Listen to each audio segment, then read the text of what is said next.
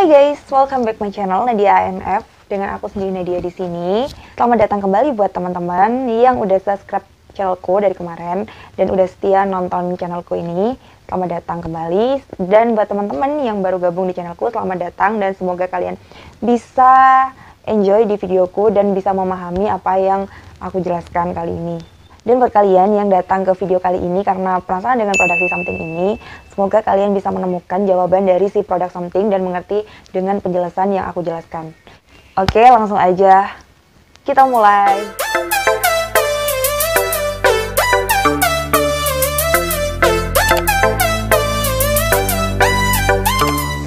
Jadi alasan kenapa aku mengangkat something bagi pembahasan di video kali ini karena pertama, si something itu lagi viral banget di kalangan beauty antusias. Dan buat teman-teman yang sering main nih di dunia sosmed, yaitu Instagram atau TikTok atau media sosial lainnya, kalian pasti mendengar salah satu produk skincare yang namanya The Ordinary yang digadang-gadang sebagai kakaknya si something ini.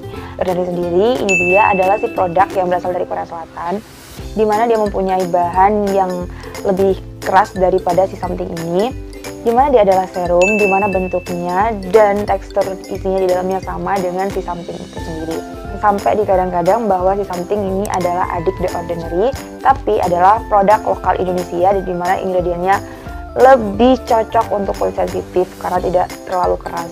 Oke, langsung aja kita ke produk something, karena kali ini aku juga gak akan membahas si Ordinary, aku akan membahas lebih spesifik ke something itu sendiri. Aku akan memperkenalkan produk something ini dia.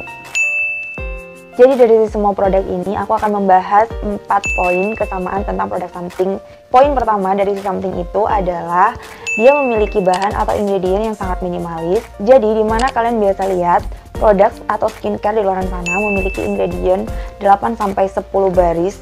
Sedangkan si something ini sendiri memiliki ingredient 2-3 baris saja dari semua produk gitu. Jadi saking minimalisnya, jadi kayak gampang banget untuk mencari tahu apa aja di dalam atau ingredient atau bahan yang digunakan si something ini gitu. Ini dia. Ini aku nggak tahu ini bisa di zoom atau enggak. Masih blur soalnya tulisannya kecil banget. Aku aja sendiri pas ngebaca aja kayak ini tulisannya apa gitu, kecil banget, nggak bisa, harus jaraknya segini aku kalau baca sampai melek. Melek, bener-bener melek, diwajibkan melek kita kalau baca ingredient.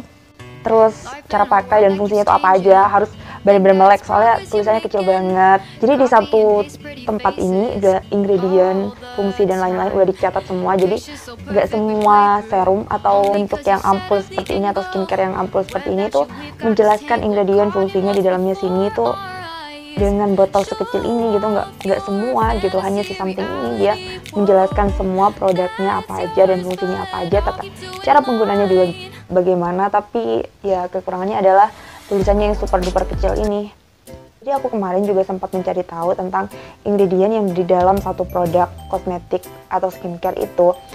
Semakin banyak ingredient apakah berpengaruh juga untuk wajah, untuk kulit sensitif dan lain-lain. Ternyata ada salah satu dermatologis yang melakukan penelitian tentang ingredient di dalam skincare atau di dalam satu produk, yaitu Jennifer Chawak MD, yang dia mengatakan bahwa kalau suatu produk atau skincare yang mempunyai banyak ingredient atau kandungan di dalamnya, maka semakin banyak pula ingredient yang dapat menyebabkan kulit menjadi alergi atau iritasi pada kulit. Dari pendapatnya si Jennifer ini, kita bisa menarik kesimpulan bahwa semakin sedikit kandungan di dalam satu produk atau ingredient dalam satu produk, maka semakin minim juga tingkat kesensitifan atau alergi atau ketidakcocokan pada kulit kita.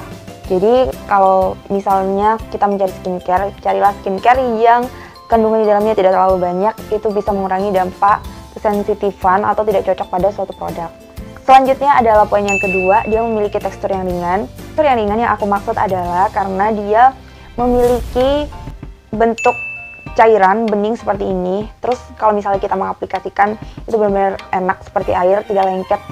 Ini dia, kalau kalian pengen lihat teksturnya seperti apa, dia itu benar-benar cair, soft gitu. Ini dia, cair kayak air gitu. Kalau misalnya kalian mengaplikasikan produk ini di wajah kalian, cara ini sangat tidak mengganggu sama sekali ke wajah kalian, karena aku udah mencoba juga. Walaupun dia namanya dia punya moisturizer atau pelembab, dia tuh sedikit, walaupun aku bilang ini cair terus tidak mengganggu, tapi ada sedikit kayak apa sih namanya, lengket gitu, sedikit tapi sedikit banget. Di tekstur yang lengket itu yang membantu untuk melembabkan kulit kita dan membuat kulit kita menjadi kenyal. Jadi poin yang ketiga adalah dia memiliki bentuk, semua produk skincare-nya adalah ampul. Jadi dia yang buat kayak kok lucu banget sih gitu. Kali ini aku menemukan produk skincare yang semua bentuknya adalah ampul, dari moisturizer kayak peeling ya, cuma si skincare si something ini dia belum memiliki facial wash. Jadi kelebihan dari produk yang membentuk ampul seperti ini, kita bisa mengira-ngira ketika mengaplikasikan produk ke wajah atau di tangan atau di leher. Kita juga bisa menghemat si produk ini gitu, jadi biar nggak berlebihan ketika kita mengeluarkan si produk ini. Kekurangannya dari produk ini adalah memiliki lubang yang cukup besar dan gampang terkena angin yang akan menyebabkan produk ini gampang teroksidasi. Tambahan juga apabila produk ini berada di dalam suhu yang tinggi, ini gampang juga membuat si produk something ini lebih cepat teroksidasi. Jadi harus dijauhkan dari sinar matahari atau suhu yang tinggi atau panas gitu guys. Karena kalau produk itu setelah teroksidasi, dia bisa mengurangi tingkat keefektifan pada suatu produk itu. Jadi dia udah tidak bisa bekerja secara baik gitu untuk kulit kita lagi. Dan selanjutnya adalah poin keempat. Dan ini adalah berita yang paling menggembirakan, dimana aku memang gak terlalu suka dengan si bahan ini gitu, yaitu adalah dia tidak memiliki fragrance atau parfum. Jadi kayak produk ini memang dikhususkan untuk kulit-kulit yang sensitif, dan termasuk aku sendiri, kulitku yang super duper sensitif dan gampang jerawat. Makanya aku sangat bahagia banget sama produk ini karena semua variannya tidak memiliki fragrance atau parfum.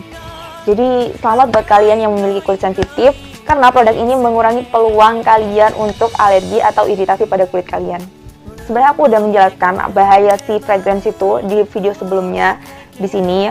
Jadi buat kalian yang suka dengan aroma parfum atau tidak terganggu dengan aroma parfum pada kosmetik atau suatu produk, ya kalian bersyukurlah karena kulit kalian atau tubuh kalian itu kebal dengan produk yang ada fragrance-nya. Tapi walaupun kulit kalian kebal, aku akan menjelaskan bahaya dari si fragrance ini, bukan hanya karena aromanya dia mengganggu atau gimana, dan buat yang orang mempunyai kulit sensitif juga bisa lebih membuat kulit menjadi iritasi dan gampang jerawat. Tapi ada bahaya yang lebih mengerikan lagi dari si fragrance atau parfum ini.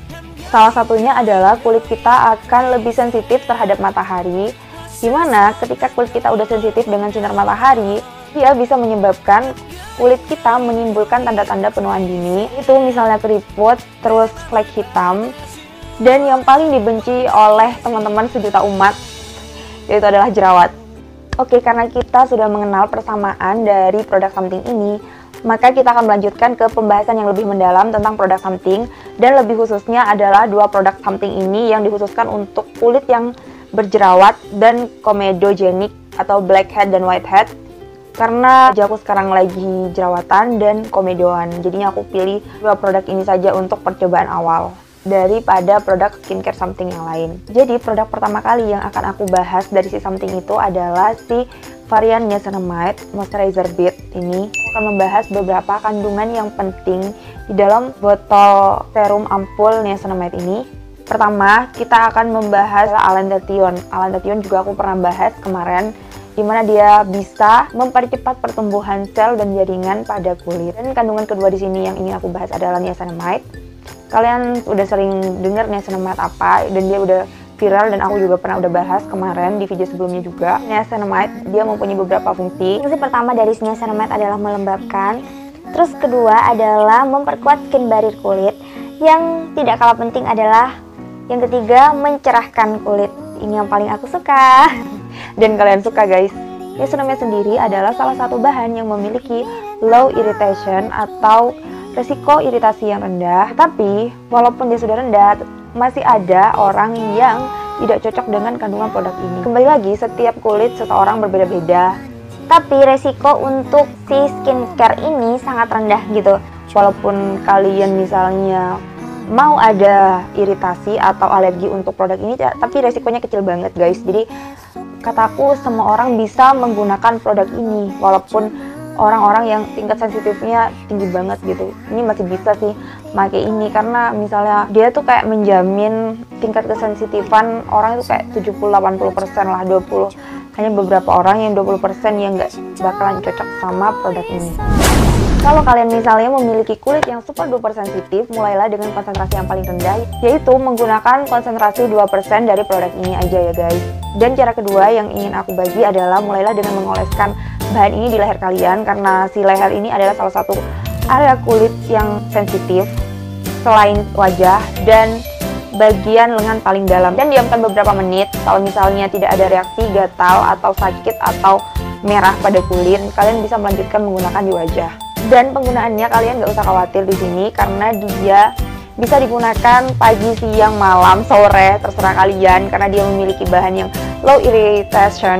Jadi kulit kalian tidak akan kenapa-napa walaupun kalian menggunakan berulang dalam satu hari itu guys. Untuk penggunaan dalam produk lain kalian harus menjedanya, karena pH dari setiap produk atau skincare itu berbeda-beda guys. Biarkan kulit kalian memakan dan menyerap semua produk yang kalian pakai di awal, baru kalian pakai si something ini, atau pakai si something dulu, diamkan beberapa menit baru pakai produk yang lain. Jadi kandungan ketiga yang ingin aku bahas dari si produk Niacinamide ini adalah glycerin, dimana dia berfungsi untuk menarik oksigen ke dalam kulit sehingga membantu untuk mempertahankan kelembapan pada kulit kita.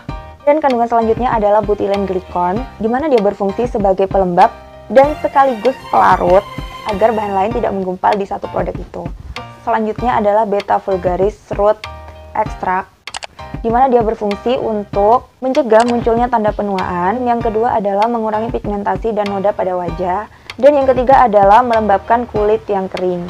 Dari semua produk yang aku sebutkan barusan, ini adalah bahan utama yang membantu dalam perawatan wajah kita yang terdapat pada something niacinamide.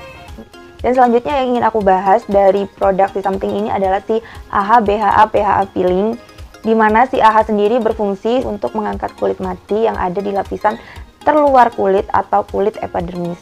Dan BHA sendiri di sini adalah chemical eksfoliasi, di mana dia bisa membantu mengeksfoliasi kulit kita sampai ke lapisan terdalam sekalipun. Dan selanjutnya adalah PHA, di mana dia adalah salah satu chemical eksfoliasi juga. Bedanya dengan AHA dan BHA, dia mempunyai tekstur yang lebih ringan daripada AHA dan BHA. Sehingga untuk kulit sensitif, efeknya tidak seperti dengan AHA dan BHA itu sendiri guys. Jadi aman buat kalian yang mempunyai kulit sensitif untuk pH-nya. Dan selanjutnya kandungan di dalam AHA BHA PHA peeling ini sama saja dengan produk yang niacinamide, cuma ada beberapa perbedaan. Itu salah satunya adalah lactobionic acid, di mana dia berfungsi sebagai merangsang pengelupasan pada kulit terluar, yang membantu untuk melakukan peluruhan pada kulit atau pengelupasan pada kulit yang kusam yang diakibatkan sinar UV atau perawatan skincare yang tidak tepat. Jadi untuk bahan yang lain yang ada di dalam kandungan chemical peeling ini, kalian bisa lihat di beberapa videoku, aku udah menjelaskan apa itu salicylic acid, apa itu glycolic, apa itu lactic acid, apa itu citric acid, apa itu eksat dan lain-lain. Kalian bisa lihat di videoku yang kemarin yang ini, itu juga menjelaskan tentang salicylic acid karena dia produk yang mengandung atau bahan utamanya adalah salicylic acid. Dan beberapa videoku lainnya juga membahas pembahasan dan pembahasannya juga sama.